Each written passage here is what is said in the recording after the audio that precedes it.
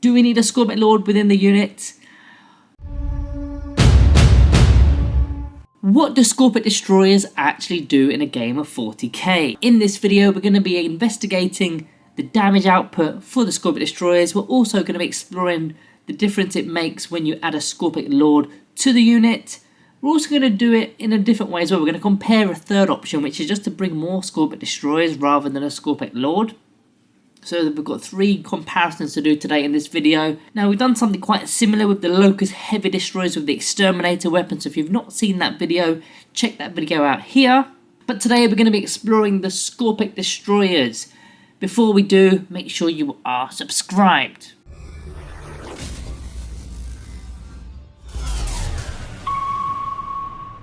Right, let's check out these Skorpekh Destroyers first. We're going to go straight into the weapons. We're not doing a full review here. Skorpekh Destroyer's got the Hyperphase weapons, which is 4 attacks per model, hitting on 3, strength 7, minus 2 AP, 2 damage. There's no unique abilities, although there is a Plasma Sight option. For every 3 models in a unit, you get a Plasma Sight, which effectively unlocks devastating wounds for a single phase. And they've also got rerolls of hit rolls of a 1, and if they're on the charge, they get to reroll all the hit rolls. That's with their Whirling Onslaught ability. Now, if you were to add a Skorpekh Lord to the unit, he's going to cost you 80 points. So 6 Destroyers is 180, 80 points for the Skorpekh Lord, so 260 for the entire unit.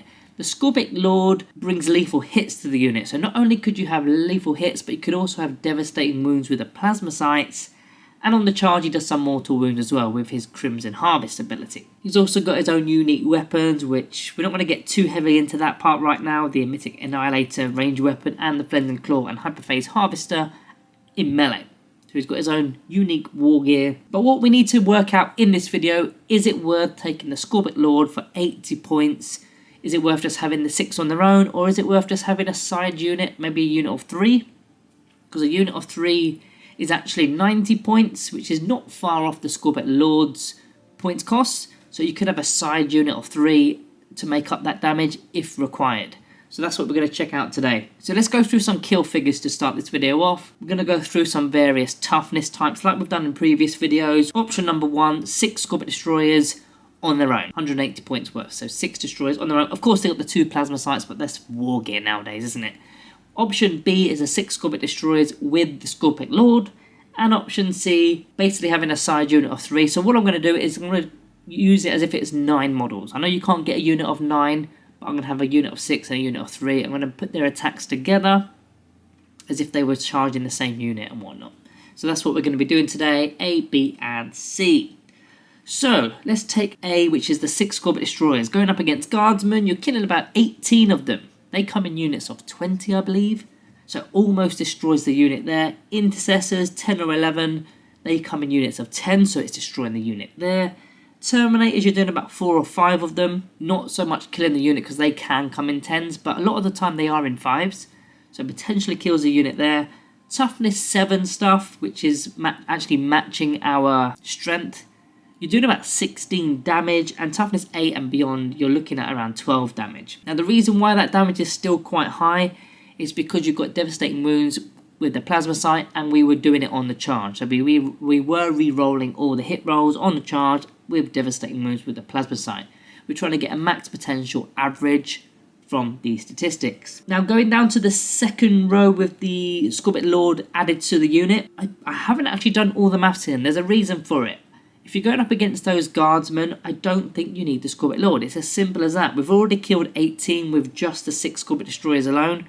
If they're coming in units of 20, there's no point taking a Skorpekh Lord just for 2 more models. I'm not even going to bother with that. And it's the same with the Intercessors. You've already killed 10 or 11. We've already wiped the unit there, on average that is. Terminators, however, it's about 6 to 7 dead Terminators plus the mortal wounds because of the ability on the charge, the Crimson Harvest ability. You're not really wiping a 10-man unit, but a 5-man unit is pretty much done.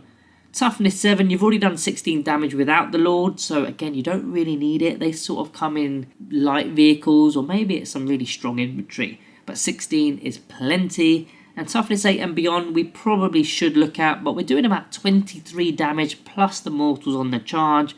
That's because you've got lethal hits as well as the devastating wounds there. So a massive increase for 80 points with the Skorpekh Lord with the unit against toughness 8 and beyond. Now if we were to replace the Skorpekh Lord with an additional unit of 3 Skorpekh Destroyers, again I'm not going to go through the Guardsmen or the Incestors because we know we don't need them. We are looking at around 7 Terminators on the charge. Of course there's no mortal wounds to be added here because we've not got the Skorpekh Lord anymore.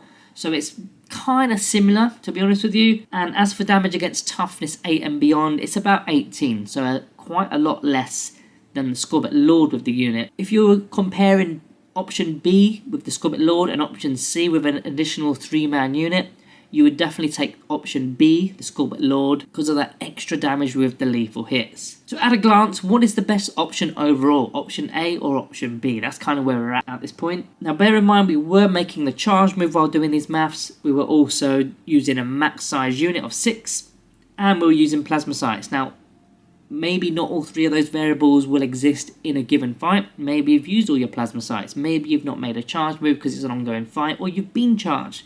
Or maybe you've lost a couple of models in your unit and maybe you're down to like 4 models. So we've kind of maximised the potential there and then put it into averages, if that makes any sense. You've also got to take into consideration the fight phases. So if, for example, you've got 6 Skorpekh Destroyers on their own and you charge into those 20 Guardsmen and you only kill 18 of them, so 2 are remaining, that's your turn's fight phase. Your opponent has then got their fight phase to go. So those Guardsmen are going to need to fall back, otherwise your Skorpekh Destroyers are not actually eligible to be shot at range. So we're going to be fighting our opponent's units in their turn, or we're going to be free to move in our own turn. So it's not the end of the world if there's only a couple of models left remaining. I think taking 6 Skorpekh Destroyers alone is definitely worthwhile. I don't think you always need the Skorpekh Lord, but if you come in those games where there's a lot of armour, your opponent's got lots of vehicles, toughness, 8 and beyond units, you're going to kick yourself if you've not got the Skorpekh Lord, if you've not got the lethal hits attached to the unit. So I think it probably is worth taking the Skorpekh Lord, but I don't think there's a right and wrong answer with taking the Skorpekh Lord and not. But definitely you would take the Skorpekh Lord over the extra 3-man unit, that's for sure. Now you can improve these statistics even further by just simply using your Necron Codex. In your Necron Codex you can go to the detachment pages, and let's start us off with the Awakened Dynasty. The Awakened Dynasty is that +1 to the hit roll if you've got a leader in the unit, which is more of an argument for having the Skorpekh Lord within the unit, because then you're going to get a +1 to the hit rolls. They're now all hitting on 2s instead of 3s. Don't forget you're re-rolling 1s anyway, whether you've charged or not, you're re-rolling 1, so it's effectively re-rolling everything when you're hitting on 2s there. You've also got stratagems in there, such as the Protocol of Hungry Void. That's a huge stratagem for the Skorpekh Destroyers in the Awakened Dynasty, because not only do you get a +1 to the strength, which is actually the main part really, +1 to the strength gets you to that magic number of strength 8, so when you're going up against toughness 7, you're now wounded on 3s. And even the toughness 8 stuff, you're wounded on 4s. But you've also got an extra bit of AP if you've got a leader in the unit. Again, that Skorpekh Lord is there. So that -2 becomes -3. So even power armor is starting to struggle, because that's a 6+ armor save against these hyperphase weapons. You've also got everyone's favourite, which is the Veil of Darkness enhancement. So you can put that on the Skorpekh Lord for 20 points. Pull the unit off in your opponent's end of your opponent's turn. Bring them back in your movement phase. Maybe it's a 9-inch charge, but maybe they're better located. It's better for a shooter unit, I think, but the Veil of Darkness can be used on a melee charge as well. Don't forget, they are infantry models, so you can be charging through terrain features like ruins, and you're not going to face any overwatch if you're behind the obscured terrain. No line of sight there. Another option is the Netherrealm Casket, which is basically stealth, so if you are foot slogging up the board, a -1 to hit at range isn't bad either. They will be targeted. But yeah, both enhancements are pretty good, and more arguments for having a Skorpekh Lord in your unit. The Hypercrypt Legion, which is a firm favourite, especially my firm favourite anyway, using the Hyperphase ability to pull them off, bring them back on, pretty much like the Veil of Darkness, except you're using the table edges, you're not doing Deep Strike unless you're using the Cosmic Precision Stratagem, which is a whole nother story. You won't be able to charge, so it's not as good. You can, however, though, give them Deep Strike, so it will be like the Veil of Darkness with the Austrioclave Fulcrum, although I think it would be better to just use Rapid Ingress for 1 CP. You're going to almost guarantee that you're going to make the charge move if you're using Rapid Ingress, especially behind a ruin. Now, ideally, with this detachment, you're using a Monolith, or 2. because the Skorpekh Destroyers are infantry, so you can be using all sorts of shenanigans with the monolith. You've got the Eternity Gate, of course, the ability for the monolith. You've got the Hyperphasic Recall if you lose a model. You've got the Dimensional Corridor stratagem to charge out the Teleport Gate. There's a lot of things you can do with the monolith with infantry models. And the third option, which is not everybody's cup of tea, is the Annihilation Legion. This detachment is pretty much built for the Skorpekh Destroyers. There are some nice perks to this detachment. For example, you're going to be able to reroll your charge rolls, which is always nice. And if they're below half strength, you're going to get an extra +1 to the charge roll. Whatever, right? It's whatever. But there is a few enhancements that will work with the Skorpekh Lord with this detachment. The one I prefer is a Soulless Reaper enhancement, which is 20 points. You stick it on the Skorpekh Lord, and effectively, opponent's units cannot fall back if you roll a 3+ on dice. Which means in their own turn, they're going to be stuck in a fight. So you're getting an additional fight phase. Even though it's not your turn, you may clear the unit off. You may get to consolidate or just gain an objective when it's your command phase. But more importantly, you're going to be free to move in your movement phase rather than waste another turn fighting an enemy unit. So definitely worthwhile looking at the Soulless Reaper if you are taking a Skorpekh Lord. Now there are some useful unit synergy options within the codex, such as the Catacomb Command Barge, has a Resurrection Orb which will be used on infantry and mounted units nearby. Of course the Skorpekh Destroyers are infantry, so you could use a Res Orb on the unit if you wanted to. The Command Barge also adds objective control to nearby units. Sometimes that helps you out, a little bit situational, but an added bonus I suppose. It's all about the Resurrection Orb if you're using the Barge. The Silent King is another option here with the Triumph buffs. Most people like to use the rerolls or hit rolls of 1s to hit and wound. You've already got the hit rolls, so you don't need that, but rerolling 1s to wound isn't too bad. But there's another one in there which gives you a rerollable charge and a +1 to the strength. Again, getting you to that magic number of strength 8. Very important against toughness 7. In fact, toughness 4 as well, going up against intercessors. You go up against those intercessors and you are wounded on 2s. And you're just straight killing them, so that actually is pretty good. In fact, if you were in the Awakened Dynasty and you pair that with the Hungry Void stratagem, you can take these guys to strength 9. And your Skorpekh Lord, he would actually go to strength 12, wouldn't he? Lastly, I wanted to mention the monolith again. We already did speak about it earlier in the video. You can still use the monolith in other detachments than the Hypercrypt Legion. You're still going to be able to use that Eternity Gate for infantry models. Best served in the Hypercrypt Legion, though, I think. There is one more option, in fact, which is the Necron's Night Scythe, our flying transport. Now, I wouldn't normally put this in here, but we've just had a recent update where the Night Scythe actually got deep strike. So you're not just coming in from the table edge anymore, 6 inches from a table edge. You can go anywhere 9 inches away from enemy models.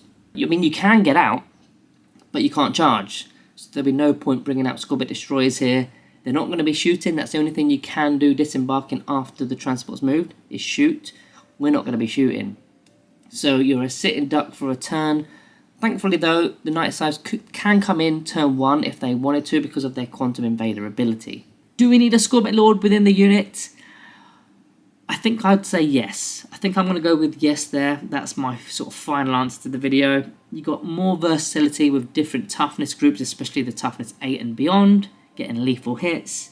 More attacks in general because now you've got a 7-man unit.